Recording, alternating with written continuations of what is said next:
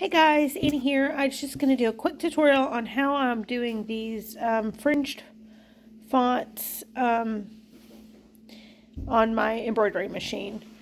So I'm using this font. It's from Etsy and it's called Amelia when you download it, but here it's called Cute Fluffy Fringed Font and it's from Artapply. This is the font I'm using. So I've been using it for a couple months now and I really love it. So I have it pulled up and I'm using Sew It Pro. You can use it however. This is the 2.5 inch, I believe, and the total size is 6.28 by 2.13. And I'm going to do the word loved. Actually, I have it stitched out already here because I'm making sister shirts. This one's not cleaned up or anything, but this will become this, and this isn't cleaned up, so this is freshly stitched. And this one here is one that my daughter has been wearing for several months, and you can see the difference. The font here stands up and the font here is more out. And then, so this is because I wash and dry mine. I put mine in the dryer. If you don't do that, then it'll probably help. I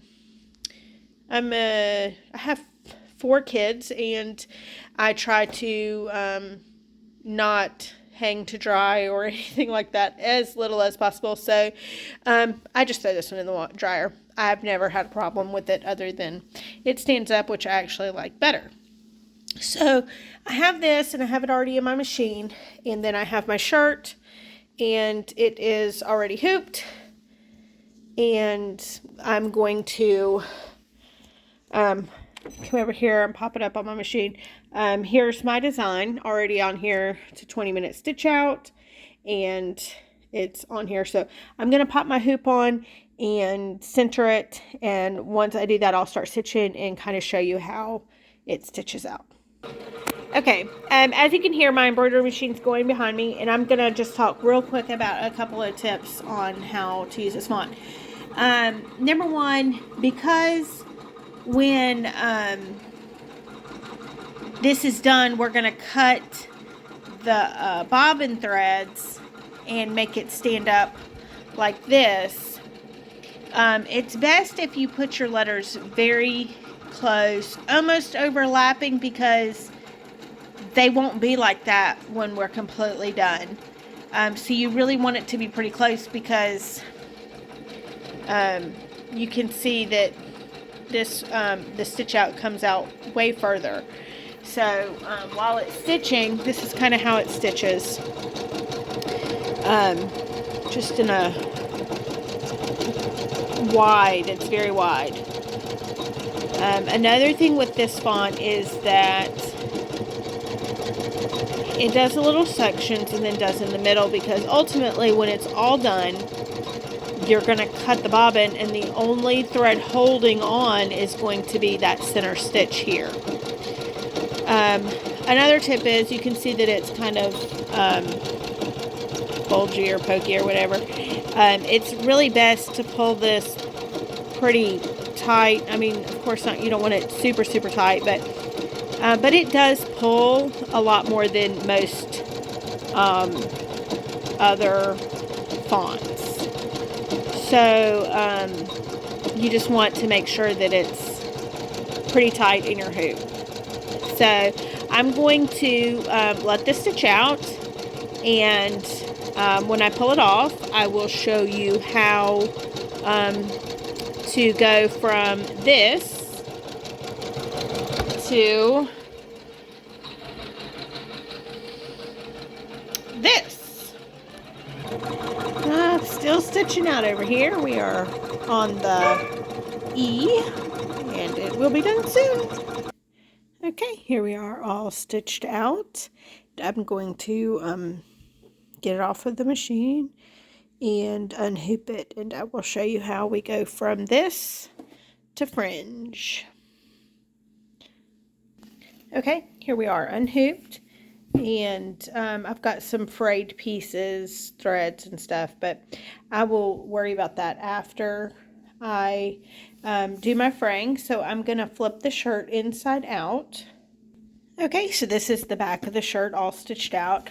This is much easier if you don't use white on the top and on the bobbin, because it's so hard to see what you're cutting when they're both the same size. So what you're going to do, and you can see this is the top thread, that's the bobbin. So what you're going to do basically is take your scissors, seam ripper, whatever, and you're going to cut the bobbin threads. Not these top threads, but which you can see on this top one right here. It's going to be really hard because I don't even see the bobbin threads. But it always works out. So I'm going to start cutting the bobbin threads, and then I will show you what it looks like. There's my first row cut, and it you can see the threads and the loops on there. Okay, so with that I used my seam ripper. Sorry about that.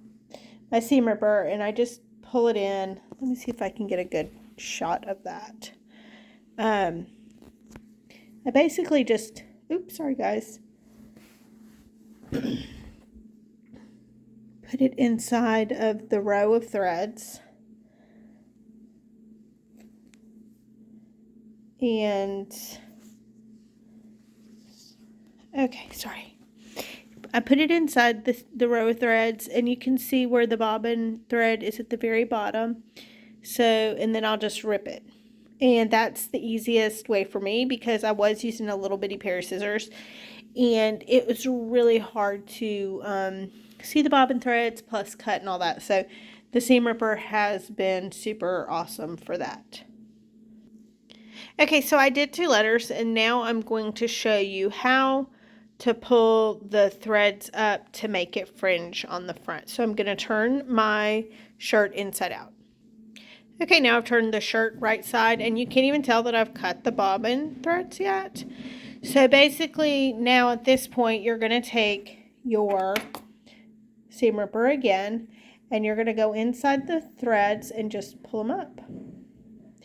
And they just come right out. Not only do they come out, but a whole bunch of fuzz and pieces from your bobbin will come out. So that's it's mess, okay? So we're doing white thread, black shirt. It's gonna be a mess. I'm gonna have to use some tape or something to the lint roller to get all the lint off. And I'm gonna have to sweep after all this because it literally makes a mess. But you can see that just rubbing them out, and then you get these little loops from the thread. Sometimes I have a random one that gets stuck, and then I have to go back to the back and retrim that. But you can see these are loops. And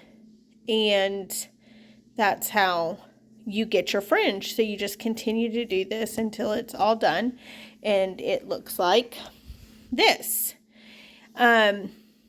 There's all the fuzz from the threads that were cut, and I have always had some loose kind of longer threads. I'm assuming those are the ones that are where I cut the actual thread instead of the bobbin because of tension or whatever. So what I do is I just go through and I trim them to be about the same size as the loops, and that's how the fringe is made. And then after it washes, I like it better after it washes. Some people like it like this better, but I like it after it washes and dries, and it kind of stands up more, just like I don't know, looks better to me in my opinion. I don't know. But this is how the fringed fonts and shirts are made.